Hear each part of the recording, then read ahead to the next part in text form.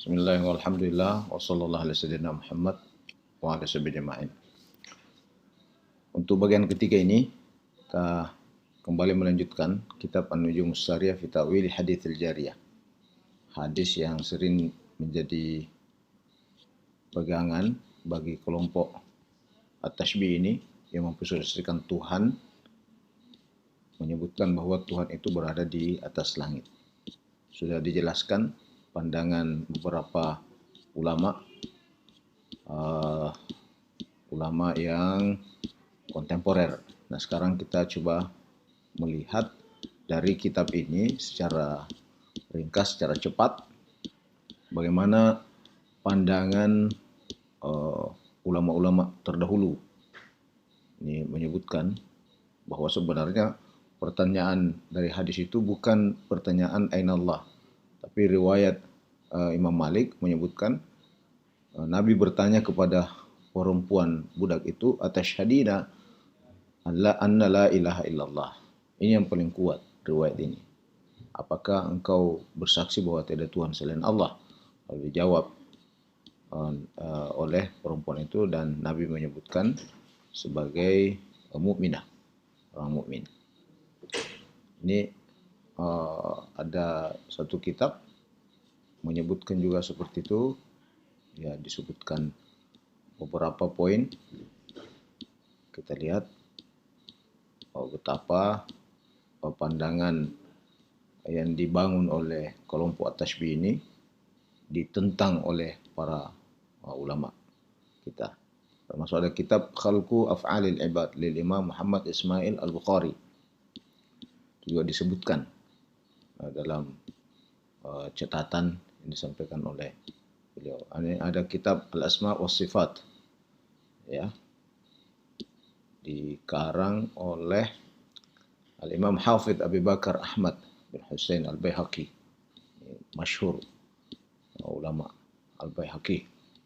Seperti ini penjelasannya. Ya, semuanya menentang pandangan kelompok Tashbih ini, memvisualisasikan Tuhan di atas langit. As-Sunanul Kubra.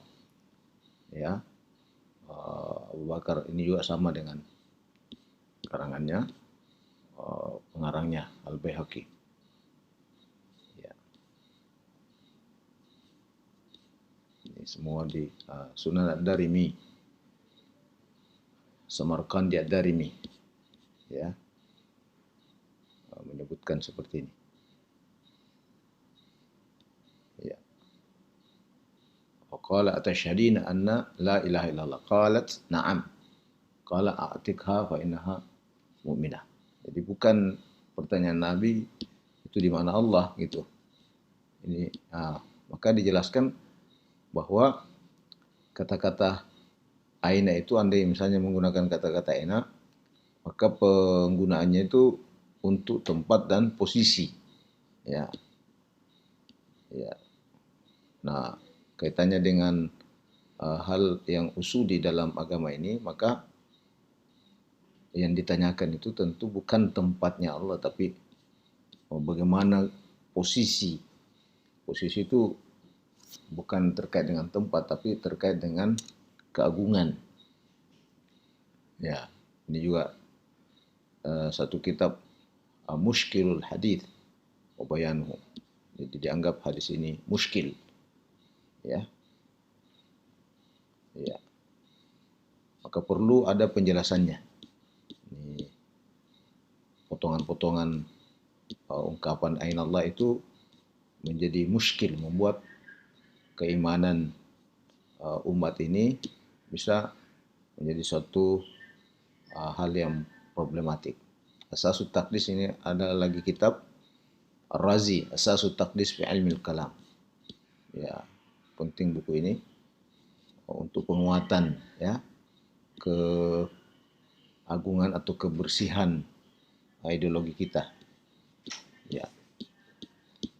Selanjutnya, ini cepat saja saya perlihatkan pada pemirsa, Sahihut Tirmizi itu juga disebutkan.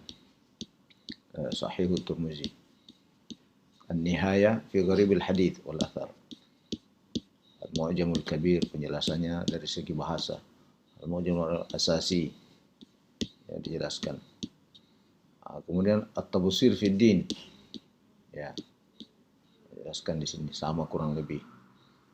Innal ladzi ayyana al-aina la yuqalu lahu aina, yang membuat yang mendesain aina, yang membuat aina itu di mana, ya, yang membuat aina itu tidak boleh dinisbatkan kepadanya aina, karena dialah yang mengatur ruang waktu segala-galanya. Jadi dia tidak terkait dengan ruang dan waktu.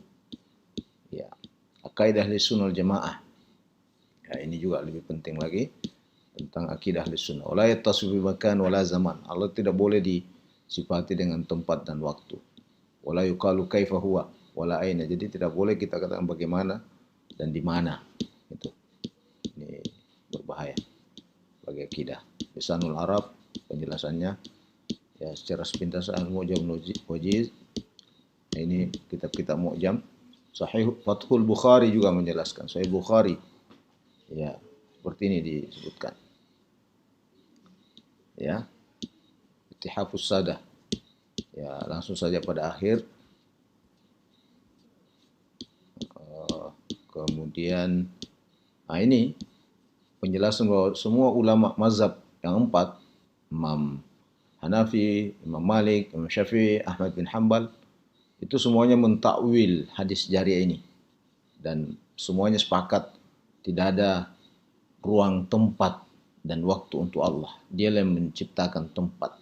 Dia tidak boleh dinisbatkan Allah itu pada satu tempat. Kalau misalnya dia berada di tempat, apakah Tuhan itu nanti lebih besar dari tempatnya atau lebih kecil dari tempatnya, dan seterusnya ini membuat akidah kita bermasalah.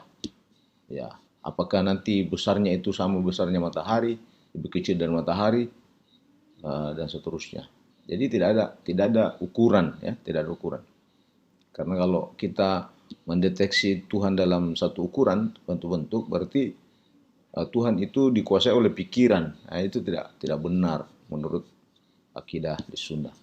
Hambali juga menyatakan ini, kelompok Hambali, ya, judul-judul buku seperti ini, ya. At-Tadhkirah.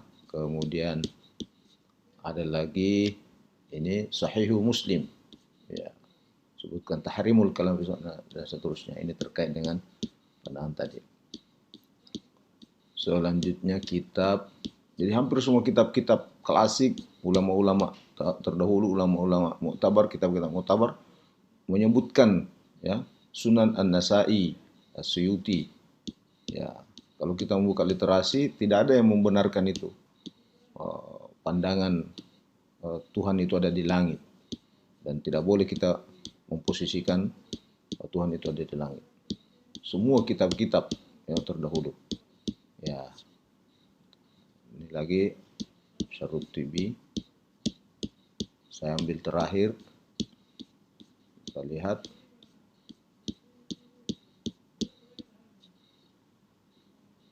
Bayan annal Arab taqulu fulana fis sama'i li bayan alui manzilat. Ini penjelasannya.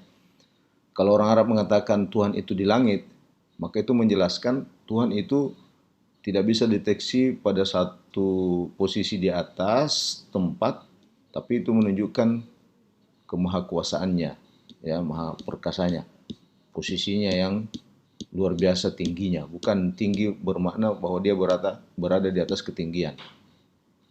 Ya. Lisanul Arab, kemudian lagi Tafsirul Al-Fakhrur Razi, ya. Tafsir apa lagi? Semua Al-Jami'ul Ahkamil Quran, tafsir-tafsir yang menjadi referensi umat kita ini, ya, menyebutkan seperti itu. Ya. Nah, seperti ini.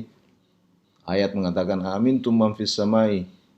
Apakah kalian percaya kepada apa yang ada di langit? Nah, dijelaskan bahwa yang dimaksud di situ yang di langit adalah kekuasaannya. Ini amintum qudratuhu wa sultanuhu wa arshuhu wa mamlakatuhu. Bukan zatnya yang ada di langit.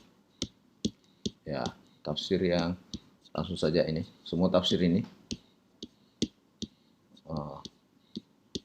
Ini tafsir Al-Quranul Karim, Al-Jalalain, ya, tafsir Jalalain terakhir ini. Amintum man fis sama. Amintum menjelaskan Apakah kamu percaya apa yang ada di langit? Maka dijelaskan di situ adalah kekuasaannya.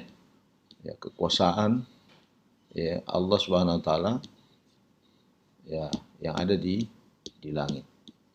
Jadi terakhir dari penjelasan kitab ini itu dibagi dengan beberapa bab. Pertama, menjelaskan tentang adanya masalah ya dari hadis tersebut. Jadi secara teks itu sudah bermasalah.